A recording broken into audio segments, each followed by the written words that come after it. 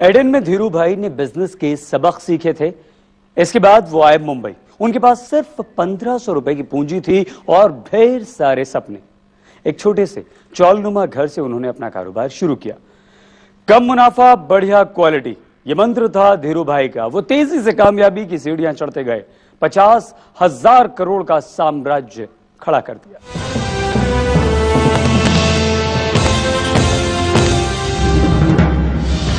$1948 सौराष्ट्र, गुजरात। सौराष्ट्र के एक school master के बेटे धीरू भाई 16 साल की उम्र में नौकरी करने एडन पहुंचे थे। क्लर्क की नौकरी, 300 की तनख्वाह। एडन में शेल के एक पेट्रोल पंप पर भी उन्हें काम करना पड़ा, जहां धीरू भाई अंबानी अपनी तेल रिफाइनरी बनाने का सपना देखते थे। धीरू भाई ने जामनगर में दुनिया की सबसे बड़ी रिफाइनरी लगाकर इस ख्वाब को हकीकत में बदल दिया। यही बात उनमें थी कि जो बिजनेस के साथ जितने भी लोग थे सब बता रहे थे कि हम कुछ सोच नहीं पा रहे थे जिस वक्त, तभी धीरू भाई के पास क्लियर कट मैप होता था। कोई भी बात जो बोलते थे तो कभी वो हवा में नहीं होती थी। बहुत उसके पीछे उनका खुद का दिमाग चला हुआ होता है।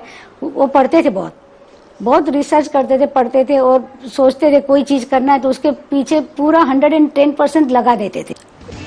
1958 में 26 साल के धीरू भाई अंबानी बिजनेस की जबरदस्त प्रैक्टिकल ट्रेनिंग लेकर पहुंच गए मुंबई। 2 कमरों के चाल से धीरू भाई ने मसालों का धंधा शुरू किया। नाम रखा रिलायंस कॉमर्शियल। कम मुनाफा और अच्छी क्वालिटी को उन्होंने अपना बिजनेस मंत्र बनाया। मसालों के बाद उन्होंने यार्न ट्रेडिंग का काम शुरू किया। कपड़ों में इस्तेमाल होने वाले जापानी यार्न, चमकी, नायलॉन और रेयान में ट्रेडिंग ने उन्हें इस बिजनेस का सरताज बना दिया।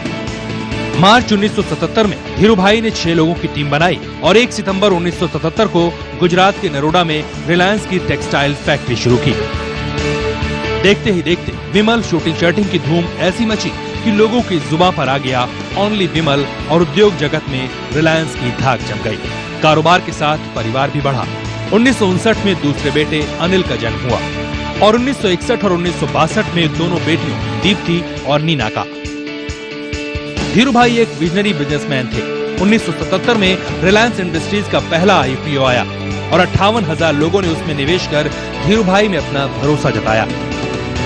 1986 में पहली बार किसी कंपनी की वार्षिक आम बैठक स्टेडियम में आयोजित की गई। रिलायंस के इस ऐतिहासिक आयोजन में कंपनी के 3.5 लाख शेयर धारक शामिल हुए थे। ये था धीरू भाई अंबानी का करिश्मा, जो बिजनेस से कहीं बढ़कर था। मैं कई आदमियों को जानता हूँ, कई फैमिली को जानता हूँ कि जो कुछ भी नहीं थे आज करोड़पति है। क्योंकि अगर एक आदमी ने 1000 रिलायंस लिया है तो आज उसके पास 10 करोड़ के ज्यादा मिलकत होगी।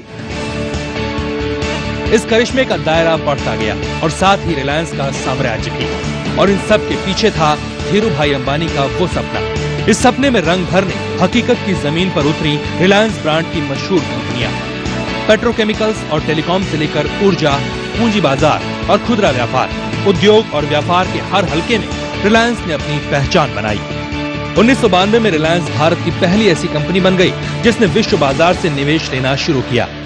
फॉर्च्यून ने रिलायंस को दुनिया की सबसे बड़ी कंपनियों की फहरिस्त में शामिल कर लिया।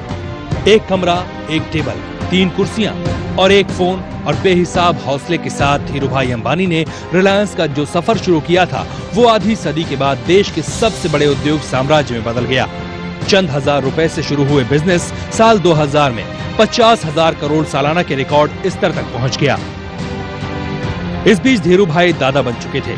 अब वो दोगुनी तेजी से काम कर रहे थे और इसके पीछे थे उनके दोनों काबिल बेटे मुकेश और अनिल। पिता के नक्शे कदम पर चलते हुए इन दोनों भाइयों ने रिलायंस को नई ऊंचाइयों पर पहुंचाया।